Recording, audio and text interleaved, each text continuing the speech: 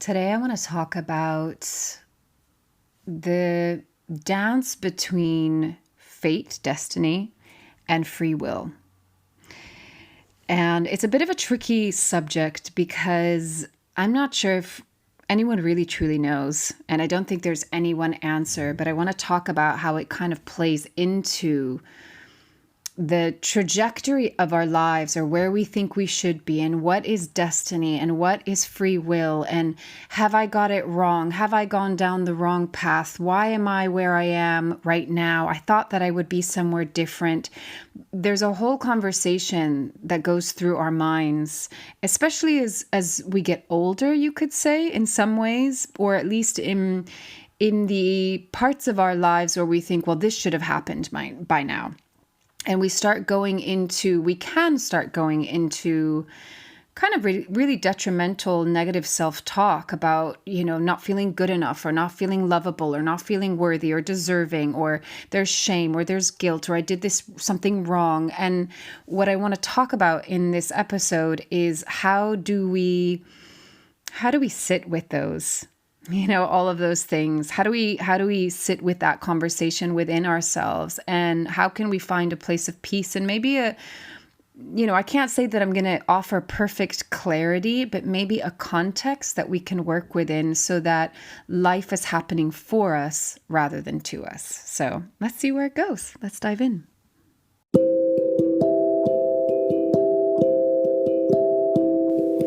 This is Corinne Bloom, and you're listening to Raw Conversations.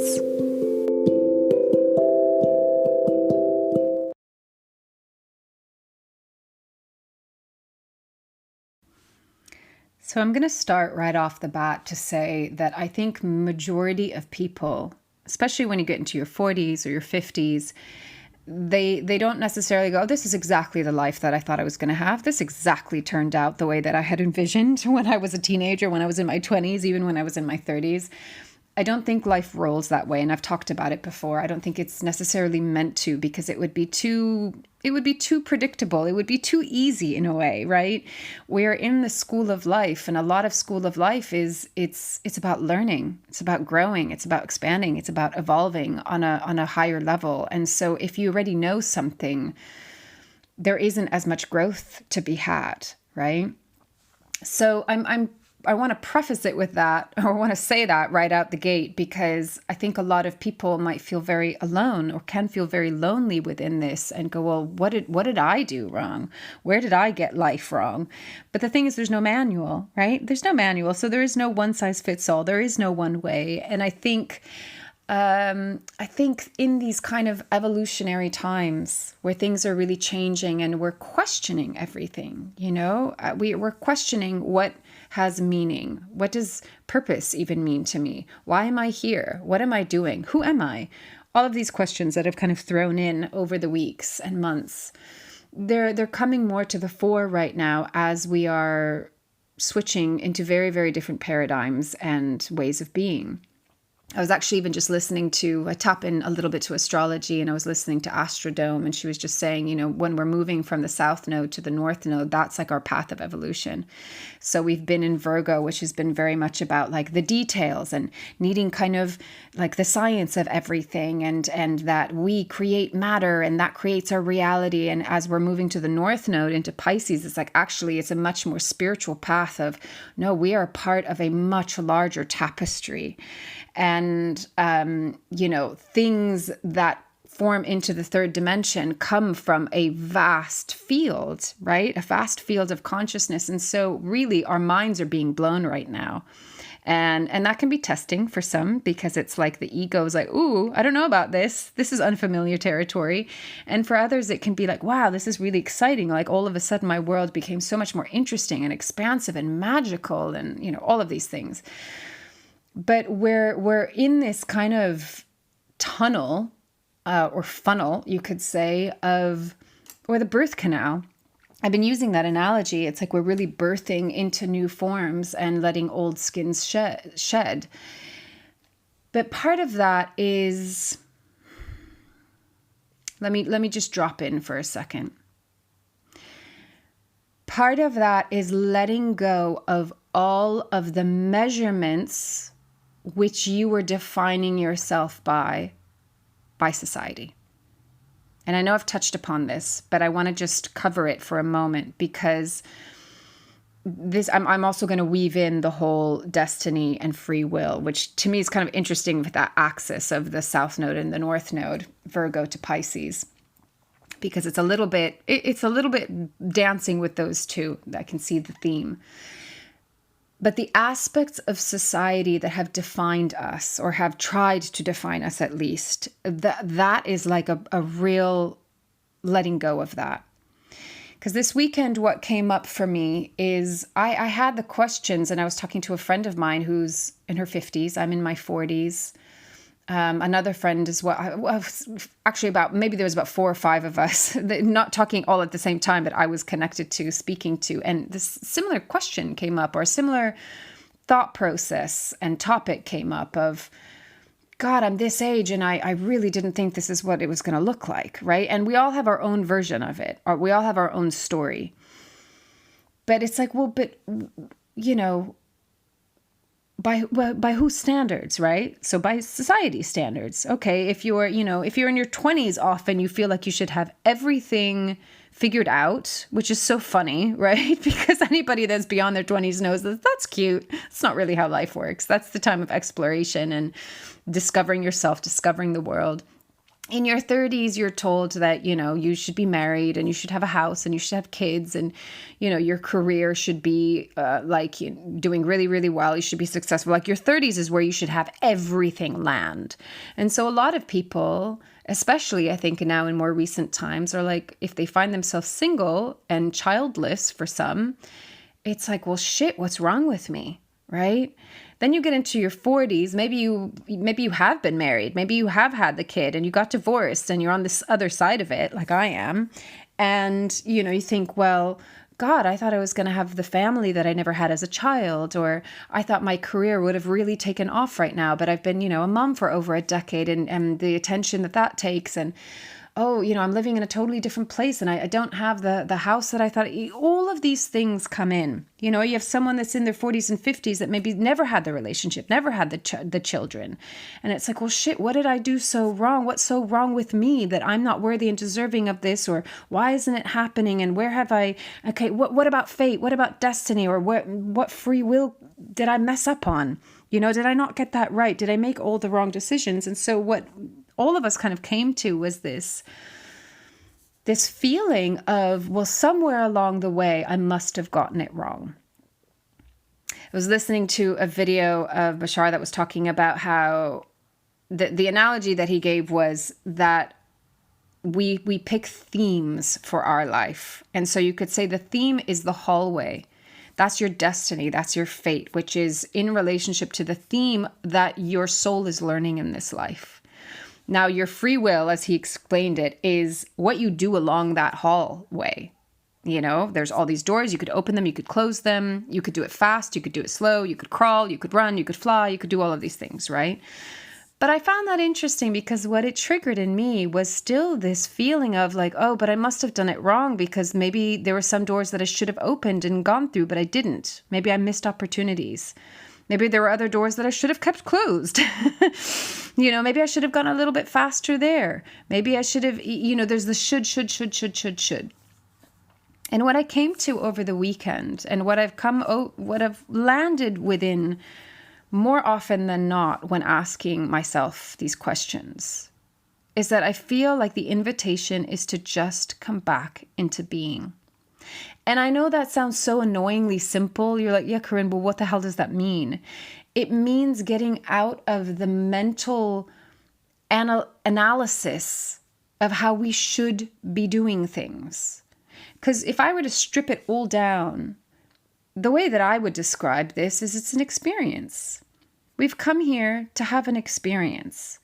If you've ever had a plant medicine journey, it's an experience. Within that experience, you are being brought through all sorts of different experiences, different expressions of consciousness, different memories, different, being different forms, shapes, whatever it is. I mean, it's like a multitude of experience because consciousness itself is infinite, what it can experience within itself, of itself, as an extension of itself.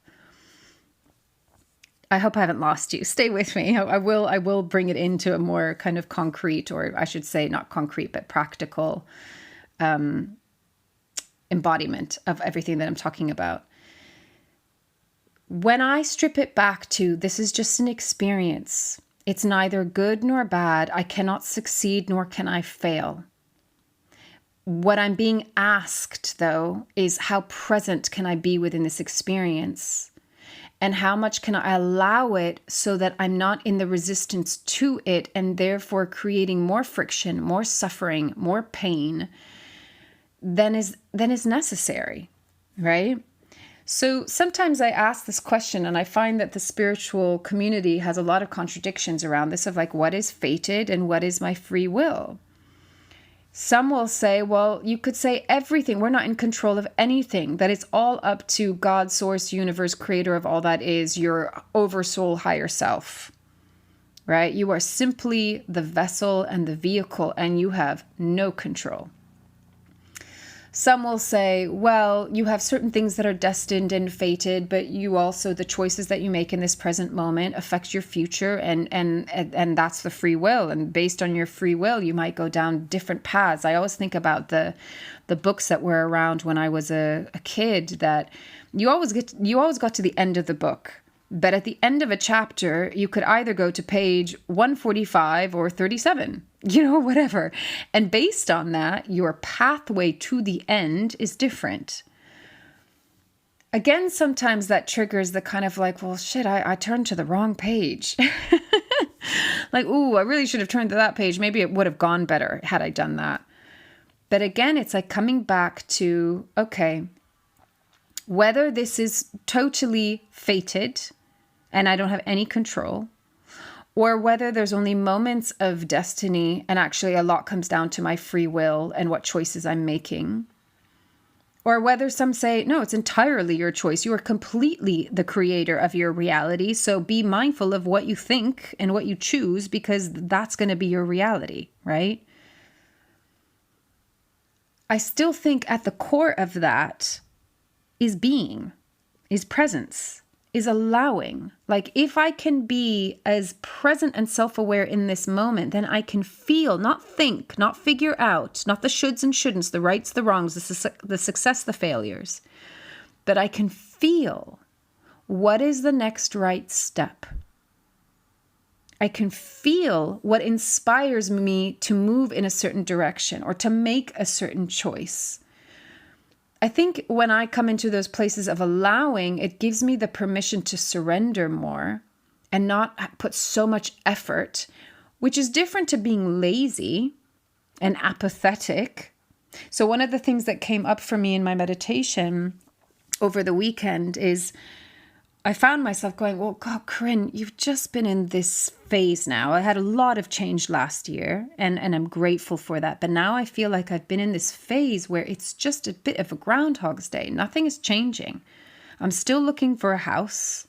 I still would love to welcome a partner in my life. I still would like to build my business more. And I'm kind of stuck in this routine of, the routine of my life and taking care of my daughter and the school runs, which takes up half of my day, most of my day, and trying to pack everything in between. Why isn't anything changing?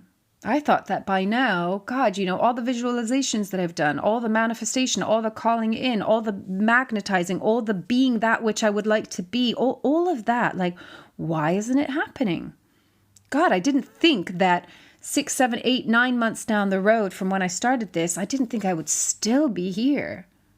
So, of course, the question comes in, what the hell have I done wrong? Why is this not working? What's going on? And then I had this memory of when I must have been about 15, 16 years old. I was in San Francisco. My mom was driving. I was in the car, and we were driving through a neighborhood called Pacific Heights. And we used to like to go kind of visit. It was close to actually one of the schools that I went to when I'd first moved to California. And I remember the park that we had gone to every now and again as kind of like a little day trip with the school. And, we'd pass this neighborhood, and there's this lovely road that has all these cafes and little shops. And then there's, this area that's kind of in between where all the shops are and the park. And I just had this very fleeting thought that I was like, I want to live here. I'm going to live here one day. And it was so just simple. It was just that. It was like a desire. It was very confident. It wasn't efforted. It wasn't, there was no kind of thought other than that one singular thought. Anyway, fast forward about a year and a half later, maybe, I have joined San Francisco Ballet. And I'm still living at home because I'm saving money, and I'm looking for an apartment. And I think I was kind of looking a little bit around where San Francisco Ballet was itself. But then I don't know how I got there, but happened to be looking in that neighborhood that I was like, I want to live there one day. And I found a studio apartment, one block, like the block, literally between the street with all the cafes and the park. Like it's exactly where I had wanted to be. That I had that fleeting thought a year and a half before.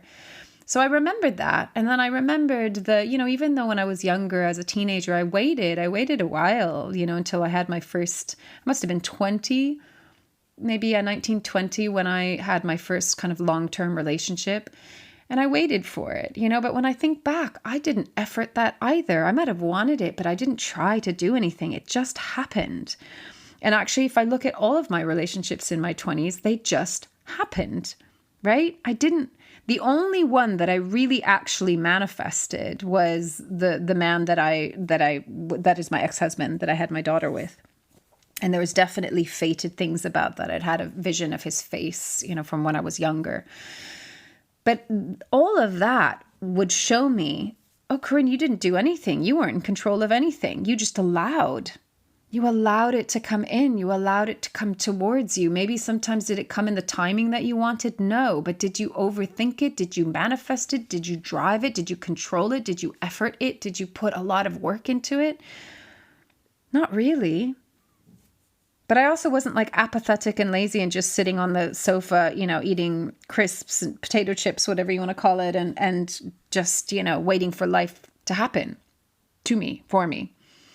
So it when I reflect upon that, I think what I take from it is when we are in the flow. And what I mean by flow, the analogy I've used before is you're in the river of life, and you're not resisting it. Sometimes it's easeful and it's lovely and it's just going downstream and it's gentle. Sometimes there's rapids. Sometimes it's bumpy. Sometimes you have to go around rocks and boulders and it's not very pleasant, but you're not resisting it, right? You're not trying to all of a sudden turn and go upstream or trying to get off onto the bank. You're still in the flow of the river, however that river is flowing in that day, in that phase, right? I think we get into this, it's the Virgo South node of like the analysis, the nitpicking. How do you do this? How do you make it happen? It has to make sense. It has to be logical. It has to be rational. We carry a lot. It's a very large load. And then what we're moving to in the North node of Pisces is recognizing, oh, but you're a part of this greater web, this beautiful, as I said earlier, tapestry of consciousness, of existence, and you are a part of that, and you're being woven through it. You are the thread that is being woven through the whole thing, and you are a part of the tapestry. Are you making it happen? Is your soul making it happen? Is God, divine, source, creator of all that is making it happen? Maybe we don't need the answer. Maybe we don't need the answer because no matter what it is that is guiding us, and I do believe that something is guiding us, because otherwise you look back on your life and you're like, well, shit happened. It happened. Did I make that happen? Sometimes we're playing with manifestation and magnetism, and sometimes you can make something happen. You're like, ooh, that's fun. I'm a co-creator, right? And so maybe it's neither here, it's neither this nor that. It's not concrete. It's not black or white. Maybe this really is a dance between fate, destiny, and free will. Between I'm creating something and my oversoul is creating something, or my soul is creating something and the divine is creating something. It's a partnership. It's a collaboration. And then you have the collective, where based on our collective thoughts and our focus, we are creating a reality. That's why so many people now are talking about focus on love, focus on peace, focus on unity and collaboration and compassion and togetherness.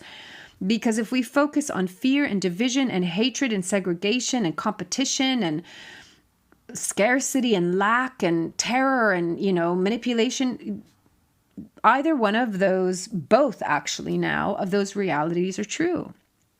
Because reality is what you focus on. And I was listening to Lee Harris, and he was saying that, there really is this splitting of the worlds where, different groups of people are going to be experiencing a very, very different reality on this planet. Same planet, but a very different reality based on what you choose to focus on. But I want to speak to the human, on the human level, and the experience of the intrusive thoughts that can sometimes come in. And you can really tailspin and spiral down into the rabbit hole and go into a very kind of depressing, self-reprimanding, detrimental space of, I got it all wrong. I got it all wrong. Why am I still single? Why is my career not successful? Why don't I have the money that I wanted to have? Why don't I have the home or the car or the life or the this or that, the other? What is wrong with me? I must be to blame. I must not be worthy. I must not be lovable. I must not have my shit together. I must not be, whatever it is, whatever your story is that you are telling yourself in your mind. I think these are the moments where we have two choices or two angles that we can see it through. And I think both are valid. One is, how can I trust profoundly that my life is happening for me and not to me?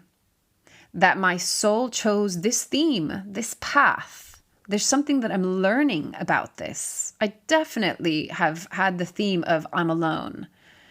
And I've learned a hell of a lot from it. Sometimes I'm like, yeah, okay, I'm done with that. I think I passed that class. I've taken the quote unquote exam. It's not really an exam, but you know what I mean.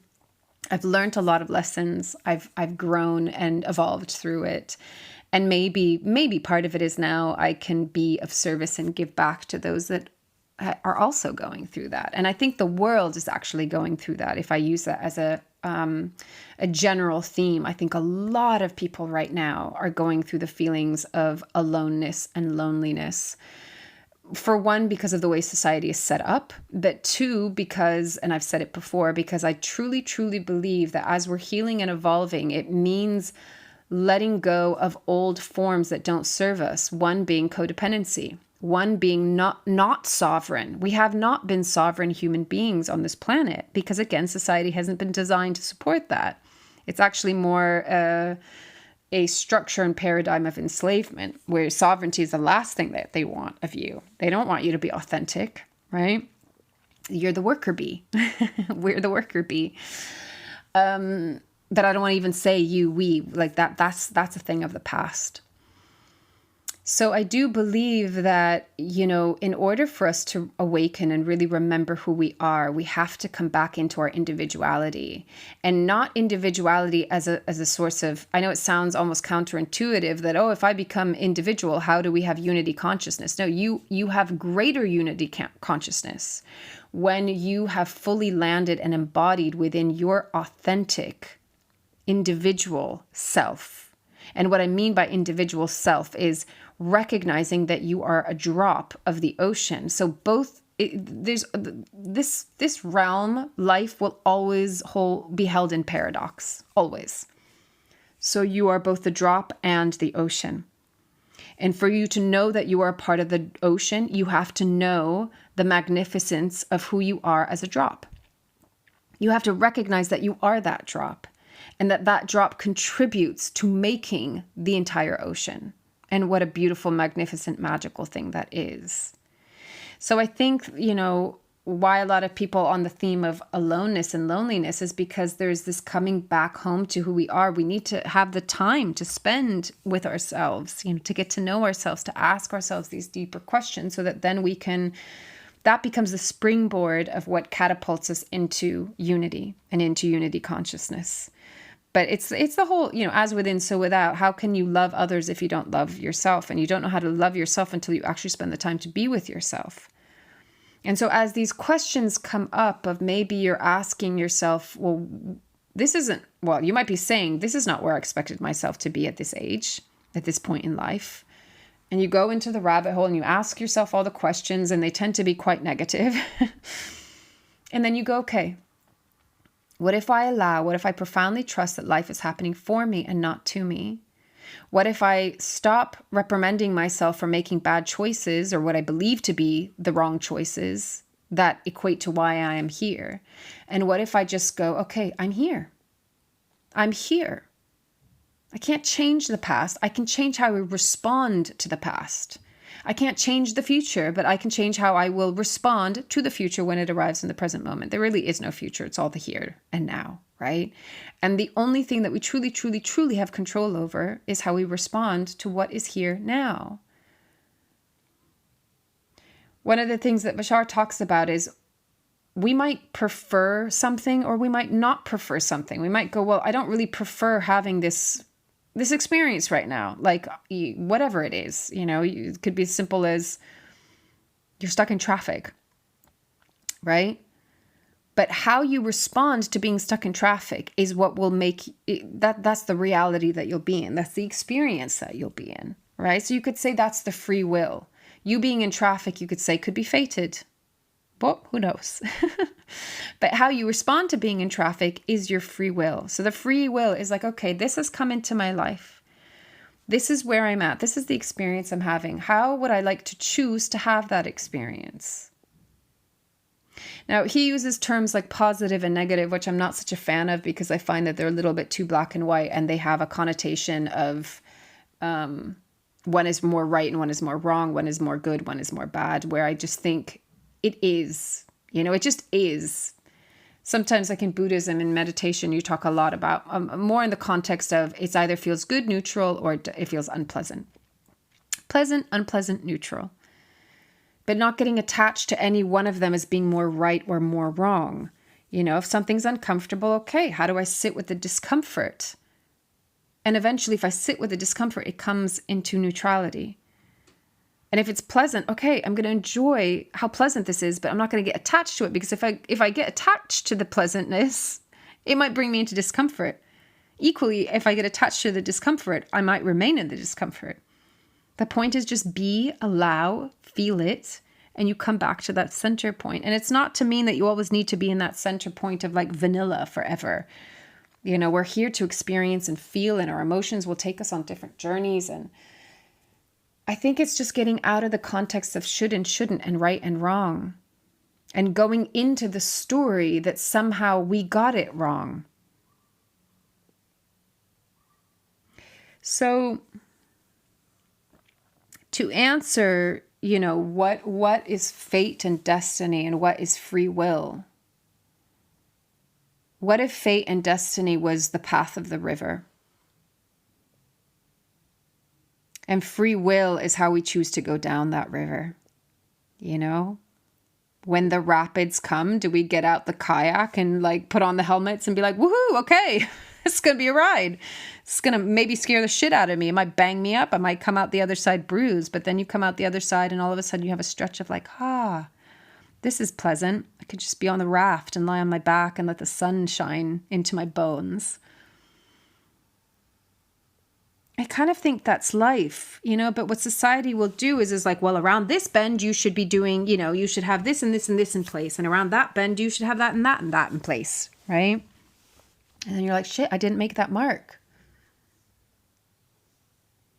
Now, on a human level, we have feelings, we have desires, we have a heart that longs for things. And I think one of the hardest ones, there's the basic fundamentals, right, of relationship, home, career, family. But I do keep on coming back to relationship because I think that is the area where the heart gets most involved, because obviously it has to do with the heart and it has to do with love. And that's very vulnerable. And it brings up everything, around our relationship to ourselves, our relationship to our parents. You could say even our relationship to existence, because love and connection and relationship gives us a sense of belonging. This threads itself also into obviously community, friendships. And we do have a natural biological need and desire to belong and to be a part of. One thing that I've learned about life that I don't think we have much control of at all is timing.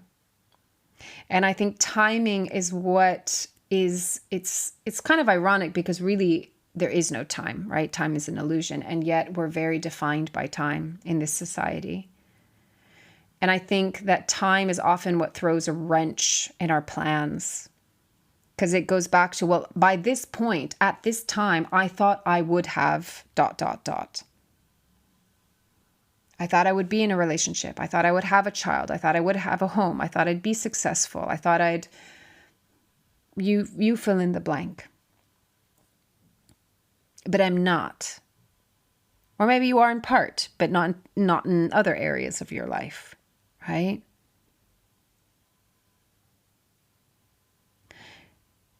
But what if you were to trust that you are exactly where you're needed to be in order for you to learn what it is that you're wanting to learn? One of the things that Bashar said, on that hallway, as you're going along that hallway, there are things that will come up, obviously, that your soul is wanting to learn. And you will not be able to continue down the hallway, or you'll kind of keep repeating the same scene until you've I got it. I got what I was meant to get out of this. The only thing that I can liken it to is when I had my psilocybin journey, and I kept on being brought back to this room that I remember being in as a child. It was literally a white room. There was nothing in it. My mom was a part of this kind of spiritual group organization, and they were working on an opera, and kids were never allowed. I mean, it's like the one thing that I was like, this is so shit. And so I was always thrown into empty rooms by myself. There were no other kids. There were no toys. I just had these little doves that I used to speak to. And, I guess it opened up my imagination. But in my journey, I kept on being brought back to this room. And guess what the theme was? I'm alone. I'm alone. Here I am alone yet again. And I kept on being brought to the scene. It's like, okay, here we are in this room again. What is it that I'm needing to learn? And I finally remember after the third, fourth, or fifth time that in my journey I'm being brought back to this room, I was like, okay, I announced it to my friends that were guiding me. And I was like, okay, I no longer need to play this card. I take it off my CV and resume, my job description for this life. I do not want to play this card anymore. This card of I'm alone. That's it. That's done. I've seen it. I get it. I'm not alone. I'm actually not alone. I got the lesson. I got the point. And it was like, okay, I let go of it. And then after that point, the scene of that room never came back into that journey.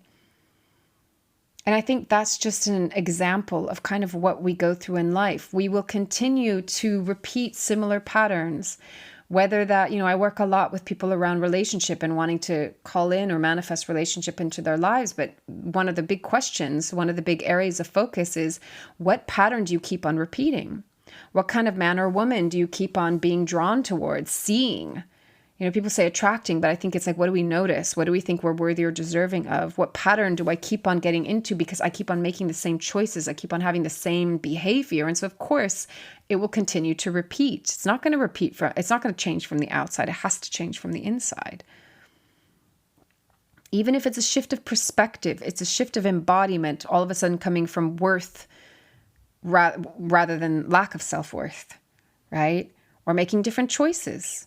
Saying no to certain things, not overstepping our boundaries in certain areas. All of these things have a little tiny trickle effect that have a mass effect, actually, of the trajectory that it's like kind of, dare I say, placing pebbles in the river so it goes slightly in a different direction.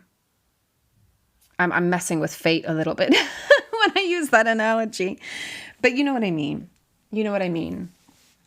Sometimes if we get stuck in a cycle, maybe it's actually removing the pebbles so that we allow ourselves to go back into the flow of life. Maybe that's a better use of that analogy.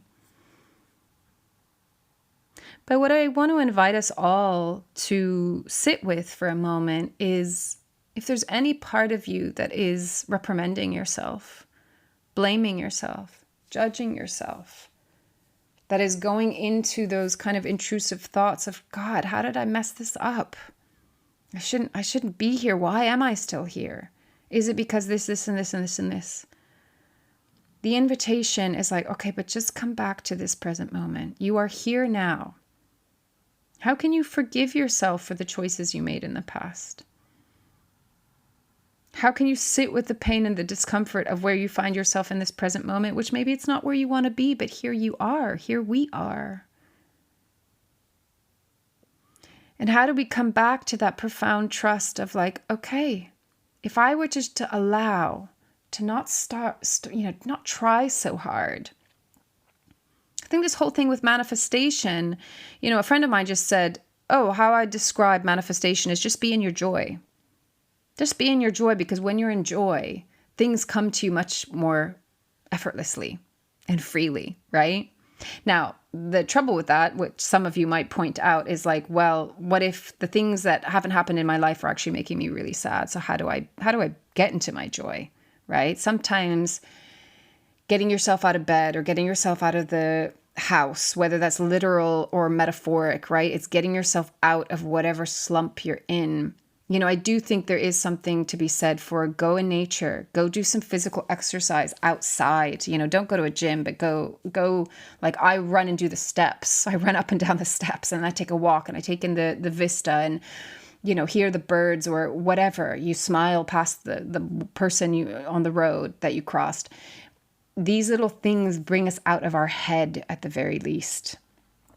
And we're also taking care of our body, and we're connecting to nature, and, doing all sorts of good things for our hormones, and get sun where you can. All of these little things of self-care, right? Self-care right now. I know Lee Harris was saying this, a theme that keeps on coming in is take care of yourself, take care of yourself, take care of yourself. It's not selfish. It's self-generous. You are giving so much to yourself, and the more you give to yourself, the more you'll be able to give to others. Remember the oxygen mask analogy.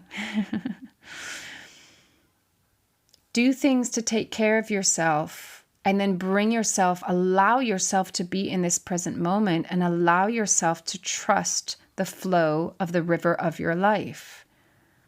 But also know that as you meet certain things in your day, certain choice points, be conscious in those moments. Okay, what do I want to choose? From what is motivating that choice? Am I choosing love? Am I choosing fear? Am I choosing flow and abundance, or am I choosing scarcity and kind of imprisonment?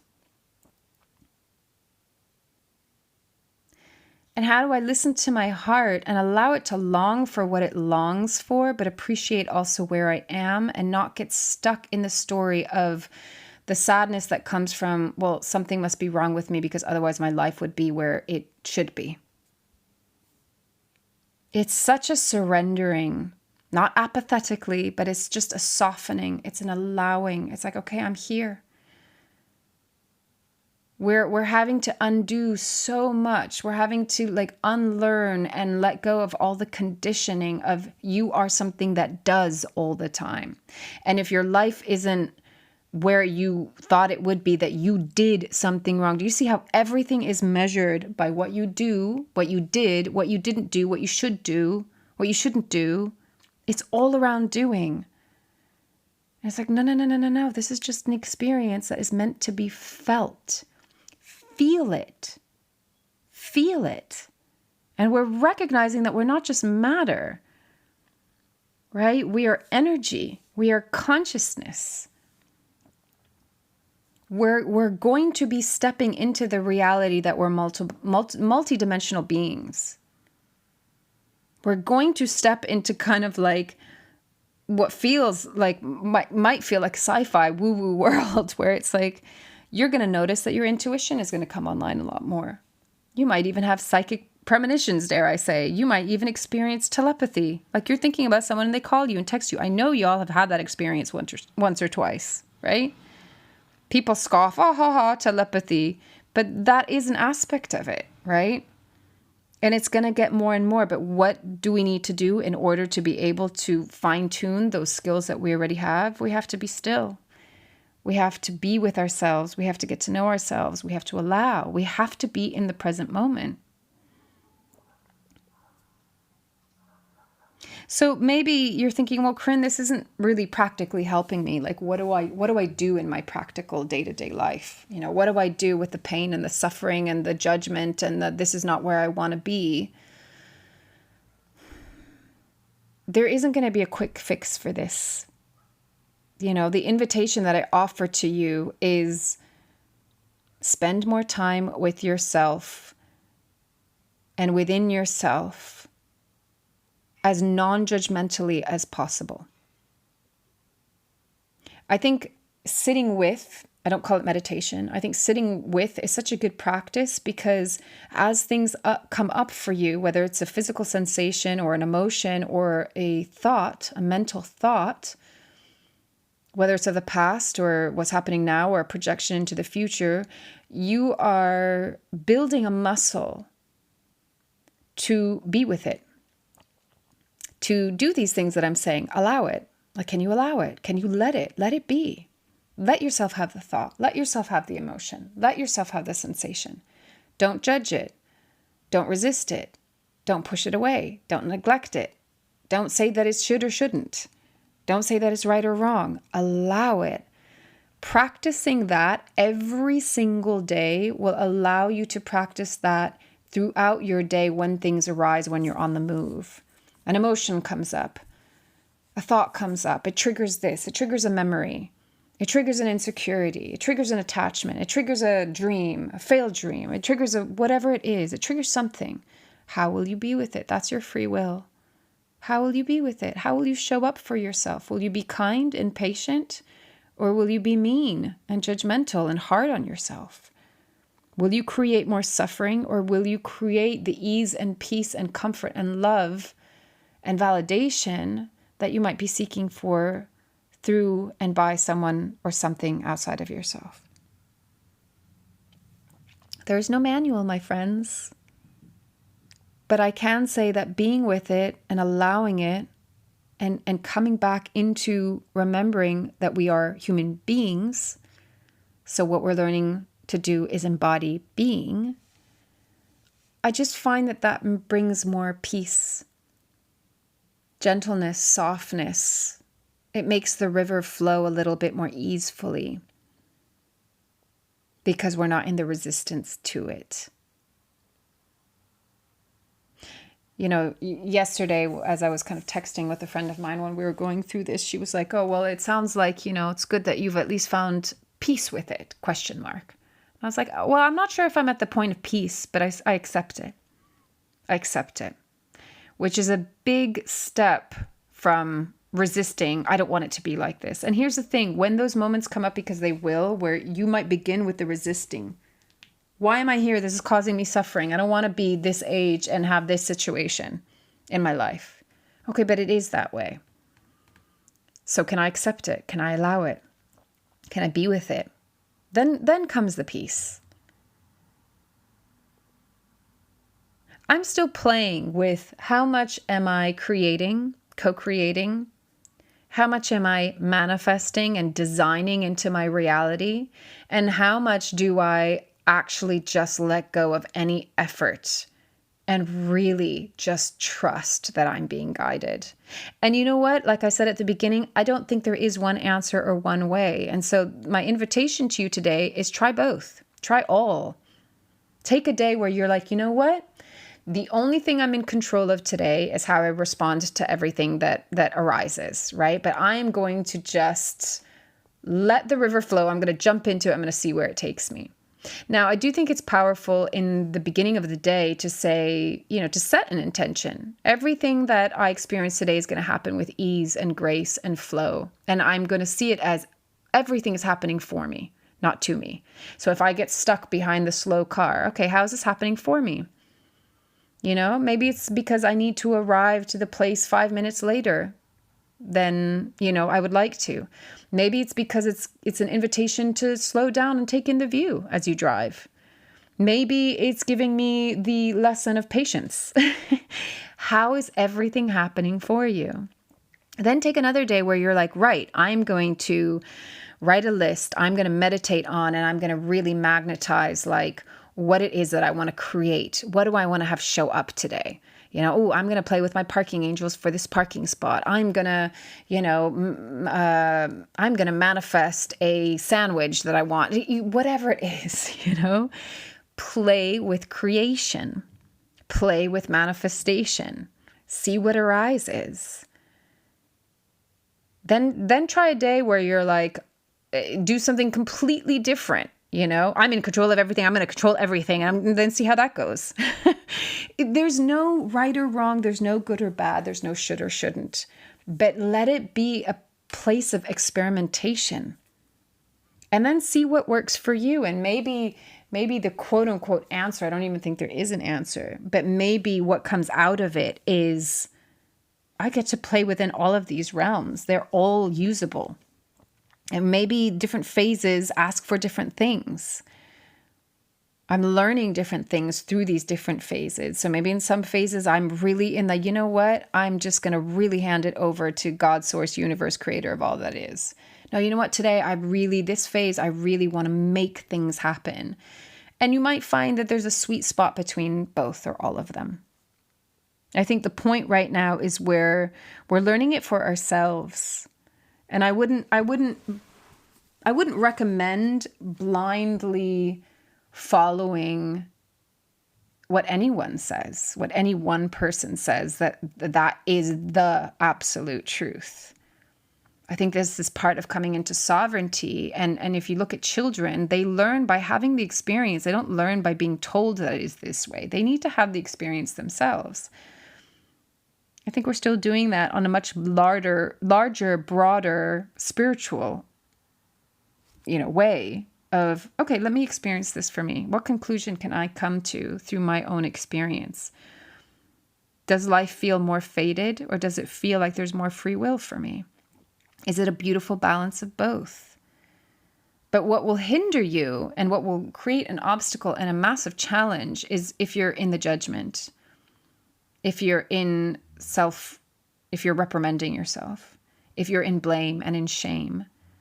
So of course, the first point will always be, how can I be with myself with love? How can I create the container of love for this experience that I'm having? And get out of the unnecessary suffering of judgment that judgment creates. So, I don't know if any of that made sense. That was quite long, so I'm going to leave it at that and allow you to take that kind of open-ended invitation to go explore, go experiment, see what is true for you. But make sure that you put it in the context that is supportive for you, right? It's not helpful to go down the spiral down into just how you got it so wrong. It's not helpful. It doesn't solve anything. But you can begin now and be conscious of what choices you make, but also trusting that maybe some of the choices are fated. And we got to just trust that. Go with the flow of the river. So, as always, always, always, take it or leave it as feels right for you, and loving you from afar.